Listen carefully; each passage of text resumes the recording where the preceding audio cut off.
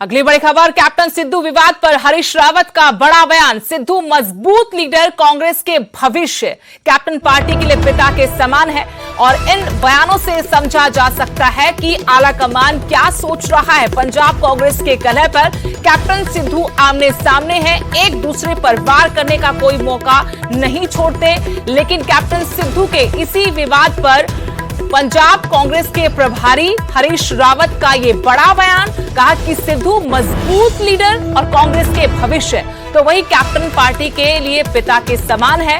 यानी साफ ये कहना चाहते हैं हरीश रावत की दोनों की अपनी भूमिका है और पार्टी को इनकी दोनों की ही जरूरत है।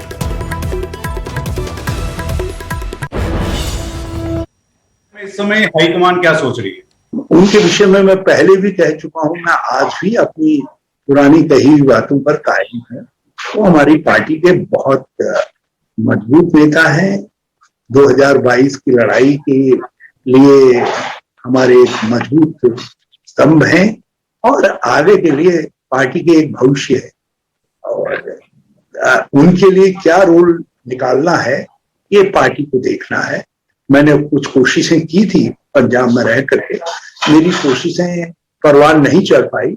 एक बार हम फिर कमेटी के रूप में पूरी पार्टी के तौर पर कुछ सॉल्यूशन आगे बढ़ाने की कोशिश करेंगे। देखते हैं, हमें पूरा विश्वास है कि सिद्धू जी हमारी कोशिशों का आदर करेंगे। सिद्धू को क्या रोल देने की तैयारी पार्टी कर रही है? मैंने कहा ना कि हम लोग जब आपके पास जितना उपयोगी व्यक्ति हो, उसका उपयोग कैसे करना है, ये हमारी जिम्मेदारी है। मैंने पंजाब में रह की जिम्मेदारी को पहले निभाने की कोशिश की थी, मैं उसमें कामयाब नहीं हो पाया और अब कमेटी के रूप में हम कोई रास्ता निकालेंगे और यकीनन कुछ न कुछ चीजें निकल आएंगी। और कैप्टन अमरिंदर सिंह के बारे में पार्टी इस समय क्या सोच रही है? देखो, मैं एक ही बात इस समय कह सकता हूँ कि ये दोनों हमारे सीनियर लीडर हैं और अमरिंदर सिंह जी तो पार्टी के एक उनको यदि हम फादर फिगर के तौर पर कहें तो उस तौर पर है, तो वो उनको देखना है कि इस कठिन सवाल का हम उत्तर निकाल सके। तो हम इसलिए उनसे भी पूरे सहयोग की अपेक्षा करते हैं और मिलेगा इसका भरोसा भी करते हैं। और सिद्धू जी भी जो पार्टी कहेगी उसका मान रखेंगे, ये सोचते हैं। और मेरे सहयोगी पंकज कपाही जुड़े हुए हैं। पंकज, कैप्टन सिद्धू विवाद पर हरीश रावत ने बयान दिया, कहा कि सिद्धू मजबूत लीडर है, कांग्रेस के भविष्य, तो कैप्टन को पार्टी के लिए पिता के समान बता दिया। अब दोनों की दरकार है, दोनों की जरूरत पार्टी को है, लेकिन ये दोनों नेता एक दूसरे पर वार करने का, पलटवार करने का मौका नहीं चूकते। ऐसे में बीच का रास्ता कैसे निकल सकता है?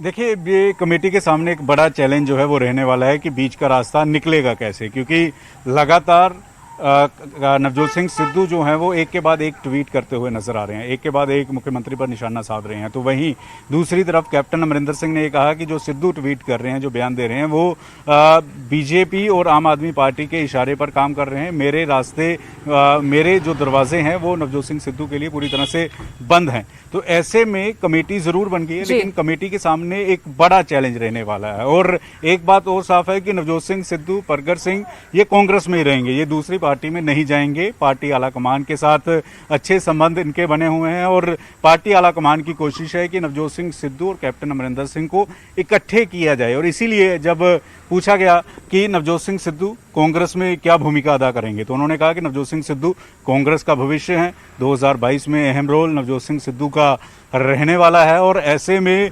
कोशिश लगातार हरीश रावत करते रहे हैं। पिछले 3 से 4 महीने में कई बार हरीश रावत ने कोशिश की, लेकिन हर बार कोशिश बेनतीजा निकली। हालांकि एक जगह पर लंच हुआ, एक जगह पर चाय हुई, कैप्टन अमरिंदर सिंह के साथ गले भी मिले नवजोत सिंह सिद्धू, लेकिन उसके बाद भी जो है आपस में जो दूरियां थी वो उसी तरह से बरकरार हैं। तो ऐसे में ये क्या कमेटी दोनों को इकट्ठा कर पाएगी या फिर 2022 में कांग्रेस जो है वो इसी कांग्रेस वर्सेस कांग्रेस ही देखने को मिलेगा? क्योंकि बड़ा चैलेंज ये भी है कि अगर कांग्रेस के ये दोनों नेता इकट्ठे होंगे तो 2022 का चुनाव कांग्रेस जीत सकती है, लेकिन अगर ये दोनों नेता नवजोत सिंह सिद्धू और कैप्टन अमरिंदर सिंह आपस में लड़ते रहे तो 2022 में कांग्रेस के लिए बड़ी चुनौती, बड़े चैलेंज जो हैं वो रहने वाले हैं। और इसीलिए इस बात को हाईकमान जानती है और यही कोशिश है कि नवजोत सिंह सिद्धू को भी नाराज़ ना किया जाए और कैप्टन अमरिंदर सिंह को भी नाराज़ ना किया जाए। और इसीलिए हरीश रावत की जो स्टेटमेंट थी, उन्होंने कहा कि कैप्टन अमरिंदर सिंह पिता हैं और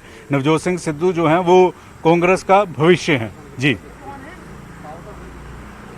शुक्रिया पंकज। लेकिन देखना होगा कि कैसे ये दोनों नेता एक साथ एक पार्टी में आगे बढ़ेंगे, क्योंकि एक म्यान में दो तलवारें कैसे रहेंगी, ये बड़ा सवाल है। और यही बड़ी मुश्किल आलाकमान के सामने भी नवजोत सिंह सिद्धू एक के बाद एक वार ट्विटर के जरिए कर रहे हैं कैप्टन अमरिंदर सिंह पर। अमरिंदर सिंह भी साफ कह चुके हैं कि दरवाजे उनके बंद हैं। सिद्धू के लिए तमाम कोशिशें हुई उनको मनाने की, लेकिन वो हर बार उन्हें झुठलाते रहे। अब देखना यह होगा कि हरीश रावत इस कलह को कैसे सुलह में तब्दील कर पाते हैं।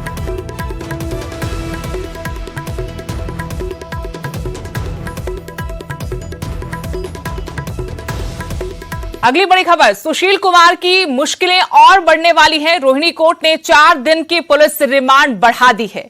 सुशील और उसके साथी अजय को कोर्ट में पेश किया गया था। पहलवान सागर धनखड़ की हत्या केस में गिरफ्तार किया गया सुशील कुमार को। हत्याकांड में अब तक 9 लोगों की गिरफ्तारी हो चुकी है। पहलवान सुशील कुमार का साथी प्रिंस उस सरकारी गवाह बना है। प्रिंस ने ही सागर के साथ मारपीट का वीडियो बनाया था। प्रिंस के मोबाइल से ही मारपीट का वीडियो मिला था। इसमें साफ दिख रहा है कैसे सुशील कुमार सागर धनखड़ पर हॉकी स्टिक से बार बार वार कर रहा है।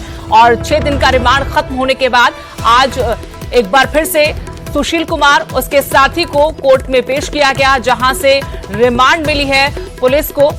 4 दिन की रिमांड मिली है, यानी आगे इस मामले में दोनों से पूछताछ होगी। लेकिन मुश्किलें और ज्यादा बढ़ती हुई पहलवान सुशील कुमार की, क्योंकि उसके साथी प्रिंस ने सरकारी गवाह बनने का फैसला किया है। प्रिंस से ही पुलिस ने वीडियो बरामद की थी, जिसके आधार पर मुख्य आरोपी बनाया गया था सुशील कुमार को गिरफ्तारी हुई। अग्रिम जमानत तक नहीं मिल पाई थी। अब देखना होगा कि आगे और क्या खुलासे इस मामले में हो पाते हैं।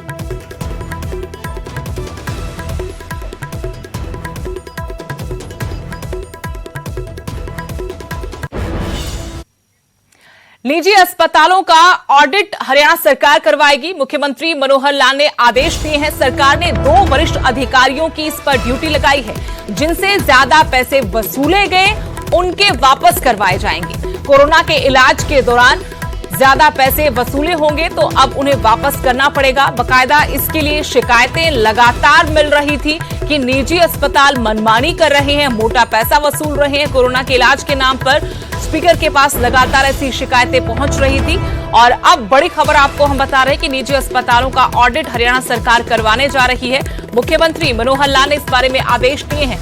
सरकार ने 2 वरिष्ठ अधिकारियों की ड्यूटी भी लगाई है। जिनसे ज्यादा पैसे वसूले गए उनके पैसे वापस करवाए जाएंगे। कोरोना के इलाज के नाम पर ये पैसे वसूले गए थे। बार बार जगह जगह से ऐसी शिकायतें पहुंच रही थी।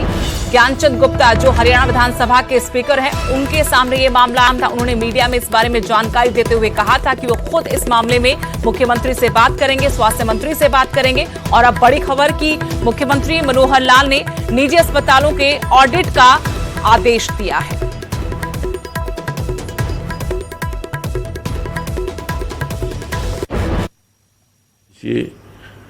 इस बारे में सारी जानकारी दी और उन्होंने ये आश्वासन दिया है कि जल्दी ही जो ये पेशेंट्स हैं जिनसे ओवर चार्जिंग हुई हैं, इनकी ऑडिट करवा करके इनके पैसे जो हैं वो रिफंड करवाए जाएंगे।